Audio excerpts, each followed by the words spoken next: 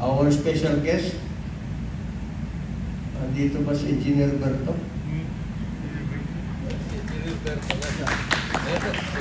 Ikaw pala si Engineer Berto? Si Alvin. Dito ba? Si Ron Stevie. Si Miss July. Oh, Yan. Yan, si Miss July. Ano si Miss July, maraming nagawa rito sa atin. And ito, I think that was the start of their being so close. There was a time na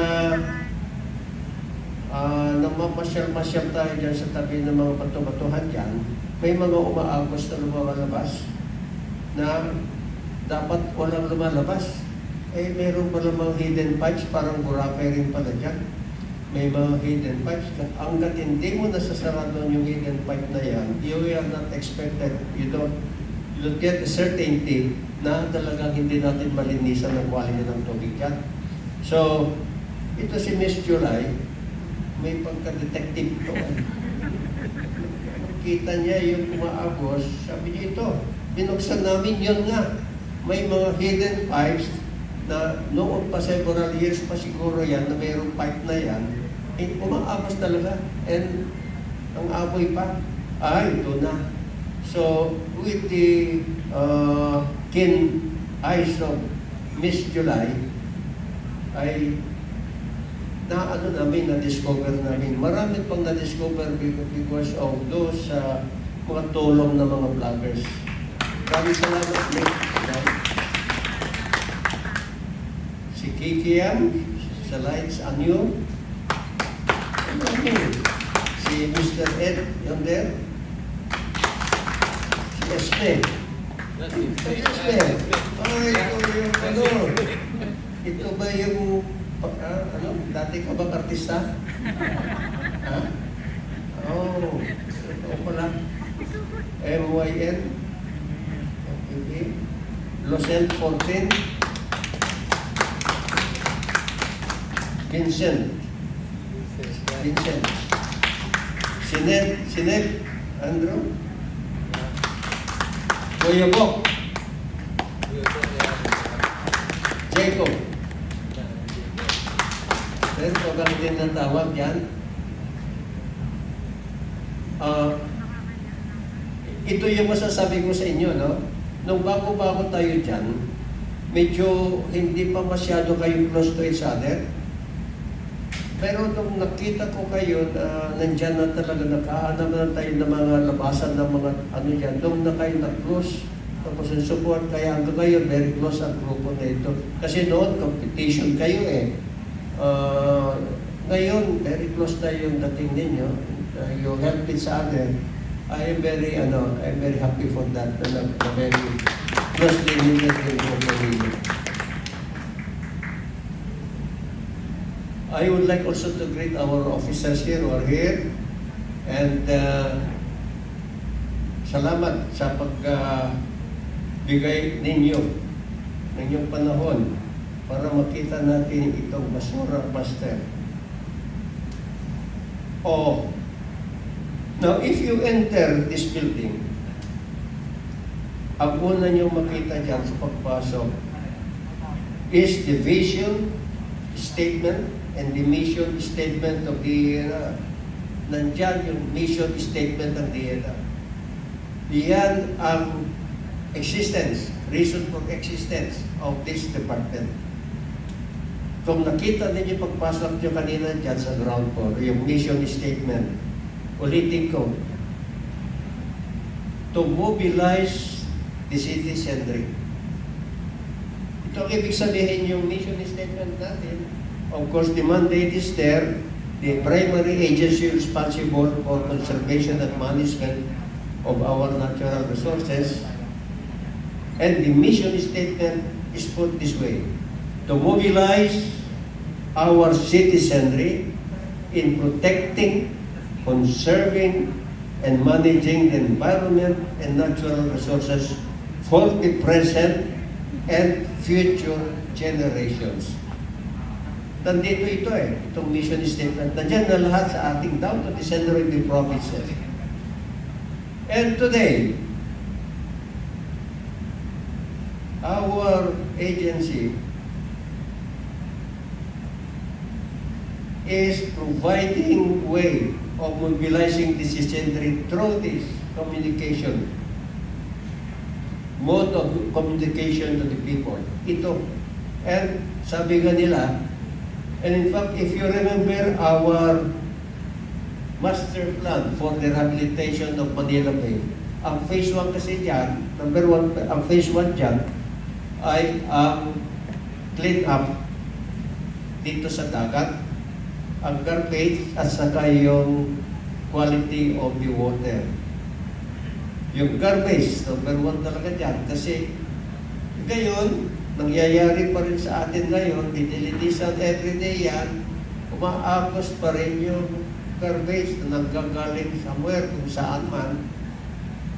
Minsan, medyo wala naman ano yan, pero may mga nakikita tayong mga maliliit na mga ano dyan, plastic man o whatever it is na floating. Sabi ko, kung kaya hindi nanggagaling ito sa mga bahay-bahay. Saan kayo nanggagaling ito? Minsan, lumipat kami ng helicopter dyan, yung mga maliliit na ito nasa gitna ng dagat. Alam mo kung nanggagaling sa bahay yan, hindi makakarating sa gitna ng dagat saan pa manggagaling? Sa mga barko. Kaya naman, yung mga maliliit na yan, hindi naman ginagamit sa bahay-bahay yung mga ganyan kaliliit Kundi yung mga wrappers, mga ano, na nanggagaling sa barko.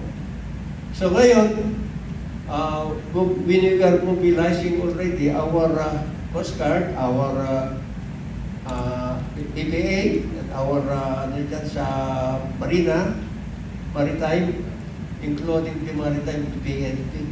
Na-inspeksyonin natin lahat ng mga barko dyan. Ay, tinatapon-tapon lang nila dyan mga yan Tapos, hirap na hirap yung mga ating mga stereo radios. So, tignan natin garbage. And therefore, ang ating pangalawa ngayon na ayusin natin sa Manila Bay is yung esteros from the rivers, from the esteros. Garbage na naman ang problema doon. So, 9003 na naman ito. Then, pangatlo, phase 3 is education at sa culture change na ipapado natin. I-mobilize natin ang citizenry natin to have a culture change sa pagtatapon ng basura. Kasi ilang taon na tayo na ganyan, tapos hindi na natin kaagad mabago. And the only way na mabago natin ang culture change, kaya katulad yung sinasabi ko noon, kung kakain ka dyan sa may McDo o kaya sa dito lang sa Pilipinas, iniiwan natin yung pinagkainan natin. Punta ka dyan sa Amerika, Europe, whatever is this, pag natapos na silang kumain, meron rin naman din silang McDo doon. Pero makunti nga Jollibee Pero kung kakain sila dyan, kinukuha nila yung nakakainan nila, dadalhin sa garbage bin. Pero dito, ino-observe ko, kukunti naman na naglalagay, pero may mga nag-iiwan, mas maraming nag-iiwan ng garbage. Bakit ganyan? Ganyan ang culture natin sa Pilipinas. Bakit dito lang sa Pilipinas ito? Ewan ko. Pero palagay ko, amana natin sa mga ninuno natin ito Dahil sa may tayo, may mate tayo, may katulong tayo, hindi katulad nila na walang masyadong ganyan mga ordinary families naman doon, wala silang katulong. Dito lang sa atin na meron yan. Kung sanay ka, kaya ng katulong natin yan. Yun ang culture change na ipapatupad natin. Kaya itong plano ni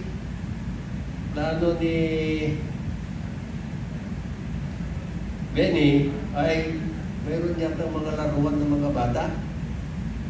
Umpisa natin turuan mga bata ng ganito. Kaya sinasabi ko nga sa mga ating takadiyan na kung meron kayong bagong sweldo, papakainin ninyo yung mga anak ninyo, lalabas ninyo kung Sunday, pupunta kayo doon, kakain kayo sa McDo, o kaya sa Jollibee, o saan-saan dyan, turuan ninyo na pagtapos kumain, itapon sa bin. Turuan lang yun.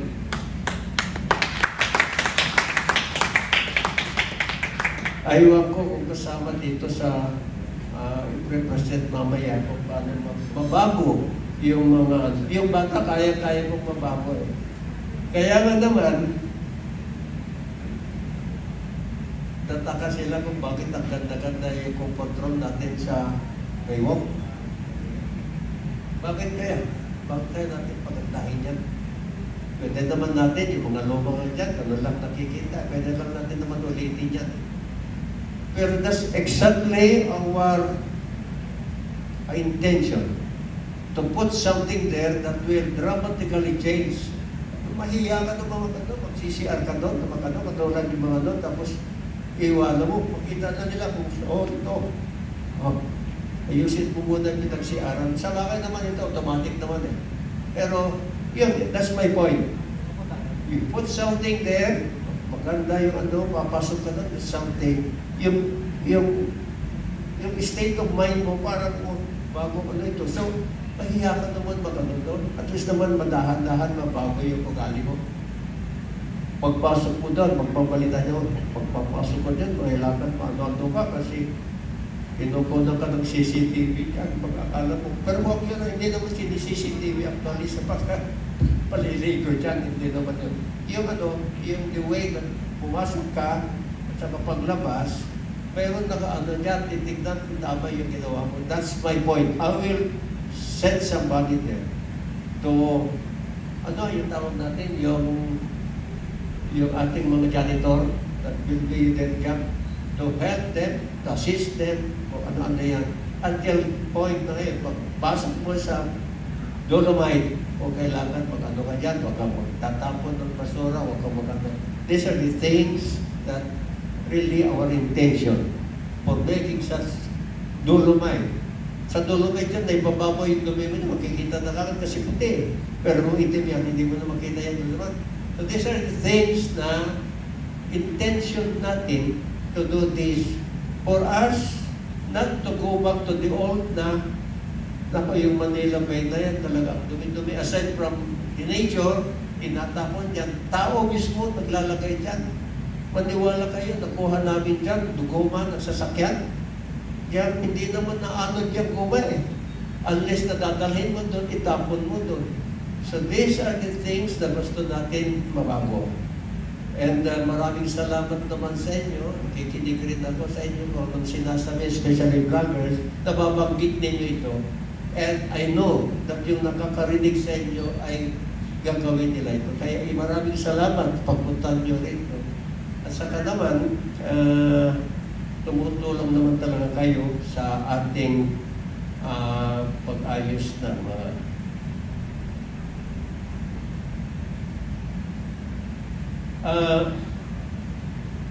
basahin ko na itong speech na binigay ni Benny. Kasi maraming salamat, Yusek Benny, sa introduction mo kanina.